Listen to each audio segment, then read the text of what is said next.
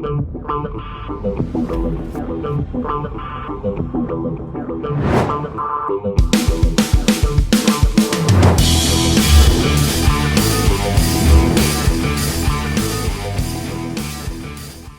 what's happening? My fearless networking friend, Todd Falcone here, back with another episode. Today's episode, we want to talk about the revolving door effect. The people that come in and they go, and they're in and they're gone, and they're in and they're gone, and I'm getting dizzy even doing that. I mean, how dizzying is that for your business? Seriously.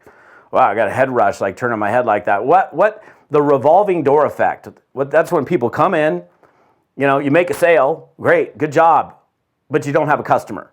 Or you signed up a rep, you recruited a rep, but you don't have a team builder.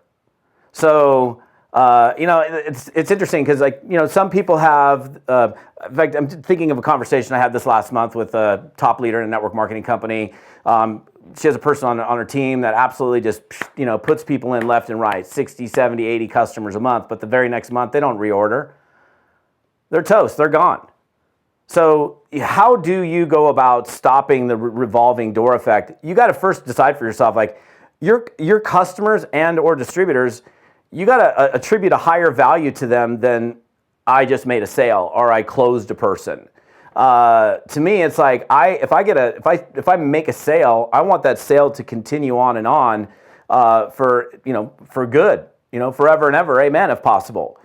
And that doesn't happen if you just sign people up and put them on the product and then gone. And it's certainly, sometimes honestly, I think some people who are really good at recruiting a lot of people or putting in a lot of customers, sometimes you can actually put them in too fast. I was in a deal 20 years ago. It was like the first ever power line building system that existed in network marketing way back in the day.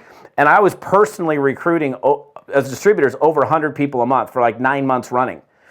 And I mean, that's like 900 people that I enrolled. And like most of those people, and honestly, it was working too good. And so I'm like leaving just bodies along the path, just like, hey, sign them up, flap them against the wall. And I actually ended up leaving that company just because, well, number one, I just didn't really like the product that much. And so I ended up getting rid of the organization. But it was too fast. So sometimes you can actually bring people in too fast. That's something to consider. Now, that's not like a problem that probably most people have, but I gotta cover it, because if you're like putting people in left and right and they're falling out the back end the very next month, then what's the whole point in even putting those people in? How much time are you investing with those people? Are you showing them how to use your product? Are you communicating with them on a regular basis?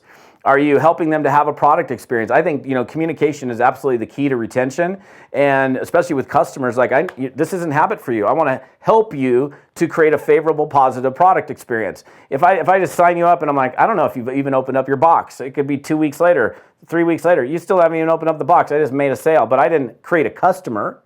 I made a sale.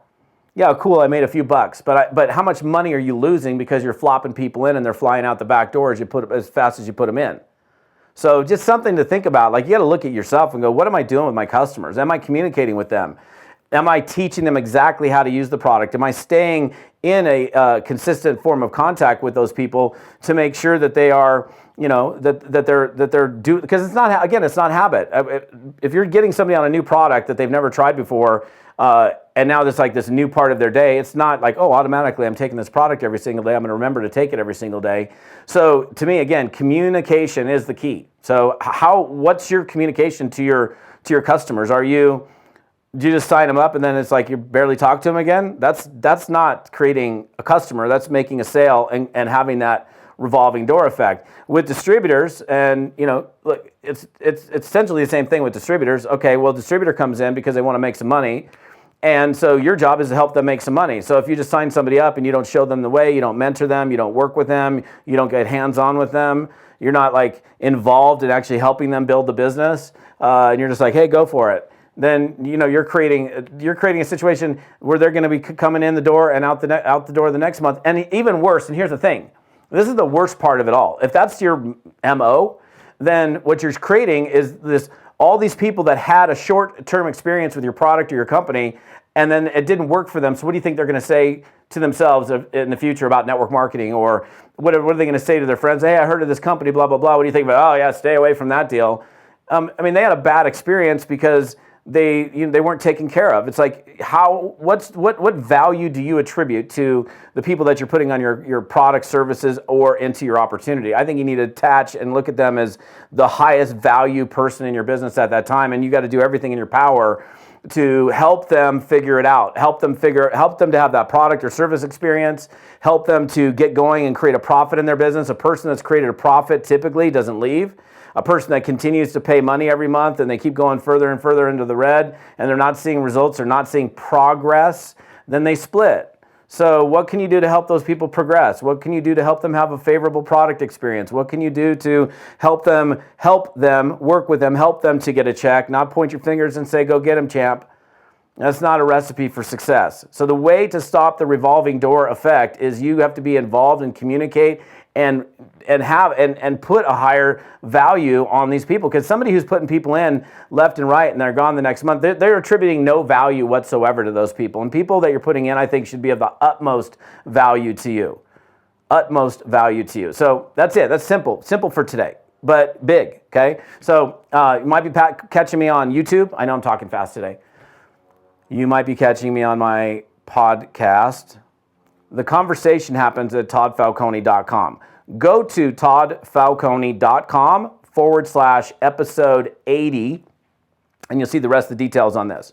And I've got some great downloads on this page for you to with tools and resources to help you build your business. I got a ton of free training on my site. So if you're over someplace else, YouTube or the podcast, you definitely want to pop over to the page. And I'd love to hear from you. Leave your comments. You got questions. You want me to clarify something? I look at the comments, and I'd be happy to come back and do another video specifically for you. In fact, like I said in the previous episode, if you caught it, that was episode 79, is, look, a lot of the trainings that I do are based on your requests. In fact, almost all of them are. So got a question, you want it answered, go ahead and ask me, and I will definitely do you a favor and answer your question for you. So anyhow, hope you're having an amazing day. We'll see you on the next episode. Thanks for plugging in.